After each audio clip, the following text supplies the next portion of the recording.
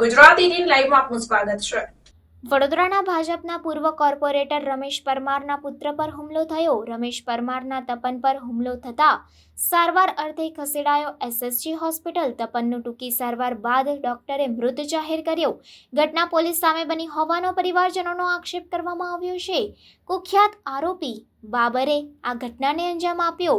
Sayaji hospital police છાવણીમાં ફેરવાયું। DCP ACP કક્ષાના અધિકારીઓ દોડી આવ્યા એસએસજી હોસ્પિટલ। શહેર ભાજપ પ્રમુખ ડોક્ટર વિજય શાહ પહોંચ્યા કારેલીબાગ પોલીસ મથકે। શહેર મહામંત્રી, કાઉન્સિલરો, હોદ્દેદારો અને કાર્યકરો પણ પહોંચ્યા પોલીસ મથકે। મૃતકના પરિવારજનોએ ડીસીપી પન્ના મોમૈયા સમક્ષ પોલીસ મથકમાં ન્યાયની માંગ કરી છે। સમગ્ર મામલે પરિવારજનો અને વિસ્તારના લોકોએ પોલીસ સ્ટેશન માથે લીધું। પોલીસ સ્ટેશનમાં આરોપીઓની ધરપકડ મામલે ભારે હંગામો કર્યો। ડીસીપી પન્ના મોમૈયા સમક્ષ મચાવ્યો હંગામો। આરોપીના સીસીટીવી ફૂટેજ લઈ ધરપકડ કરવાની માંગ કરવામાં આવી। પોલીસ મથકમાં જય શ્રી રામના નારા લગાવવામાં આવ્યા। ડીસીપીએ 4 કલાકમાં તમામ આરોપીઓની ધરપકડ કરવાની બાહેધરી આપી છે। પોલીસ મથક બહાર ભાજપ શહેર પ્રમુખ ડોક્ટર વિજય શાહ સહિત હોદ્દેદારો, કાઉન્સિલરો, કાર્યકરોનો જમાવડો। પોલીસ મથક બહાર જ ખુરશીઓ નાખી તમામે તાણ્યા ડેરા તંબુ। સમગ્ર મામલે મૃતકના પરિવાર અને પૂર્વ કાઉન્સિલર રમેશ પરમાર ખુલીને સામે આવ્યા છે। ડીસીપી પન્ના મોમૈયા પોલીસની હાજરીમાં જ મારા દીકરાનું મર્ડર થયું હોવાના આક્ષેપ। પોલીસ ઉપરથી સહકાર આપતી નથી અને બહાર કાઢી રહી છે। હું પૂર્વ કાઉન્સિલર છું અને પોલીસ સાથે સેવાઓ પણ આપીએ છીએ, પરંતુ સંસ્કારી નગરીમાં ગુનેગારો ખુલ્લે આમ તેમનું કામ કરી જાય છે। ડીસીપી પન્ના મોમૈયાને મૃતકના પિતા રમેશ પરમારે આપી અરજી। જ્યાં સુધી 6 થી 7 આરોપીઓ પકડાશે નહીં ત્યાં સુધી મારા પુત્રનું પોસ્ટમોર્ટમ નહીં કરવા દઉં।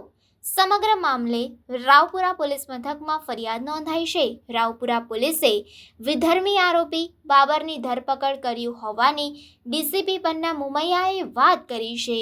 આ ઘટનાની ગંભીરતા જોઈ joint police commissioner Manoj Ninama પણ દોડી આવ્યા। કારેલીબાગ પોલીસ મથકે આવી મૃતકની માતા સહિત ઈજાગ્રસ્તની કરી પૂછપરછ। મૃતકની માતા વીણાબેન પરમારનું નિવેદન સામે આવ્યું છે। મારો છોકરો હોસ્પિટલ ઈજાગ્રસ્તને જોવા માટે ગયો હતો। તેના માટે ચા લેવા ગયો તે સમયે હુમલો કરવામાં આવ્યો। હુમલાખોરોની પત્નીએ તીક્ષ્ણ હથિયાર આપતા મારા દીકરા ઉપર હુમલો કરવામાં આવ્યો હતો। મારે ન્યાય જોઈએ છે તેમ મૃતકના માતા દ્વારા કહેવામાં આવ્યું।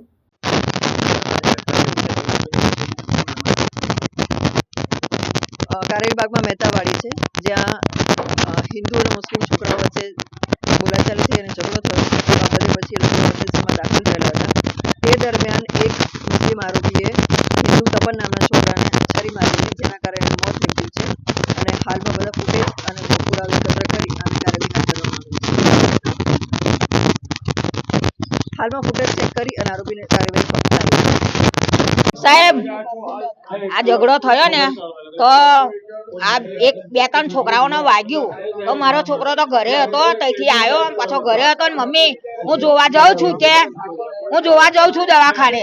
મારો છોકરો જોવા ગયો અને બધા માટે ચા લેવા ગયો તો એ ત્યાં આવ્યો અને એની બૈરીએ છે ને એને તલવાર આપી, ગાડીમાંથી કાઢીને તલવાર આલી અને ચપ્પુ હતું। આપણે જોવા નહીં ગયા પણ ચપ્પુ હશે તલવાર હશે તો મારા છોકરાને મારીને જીવલેણ હુમલો કરી દીધો અને તઈ મારી નાખ્યો। મારો છોકરો તરફડી ઉઠ્યો। સાહેબ, એટલે છે ને એ લોકોને પણ ફાંસી આલો। અમારે તો ન્યાય જોઈએ છે ને, ન્યાય જોઈએ છે, મારે ફાંસી જોઈએ જ છે અને મારા છોકરાને છે ને કઈથી લાવવાનો નહીં। જયારે એને ફાંસી આલે ને તો જ લાવવાનો મારા છોકરાને, નહીં તો સુધી મારા છોકરા નહીં લાવવાનો નહીં। એને પહેલા ફાંસી આલો અને પછી મારા છોકરા નહીં લાવો અને એનો જનાજો કાઢો પહેલા, પછી મારા છોકરાને લાવો। જો મારા છોકરાને મારો હોય એનો જનાજો કાઢો।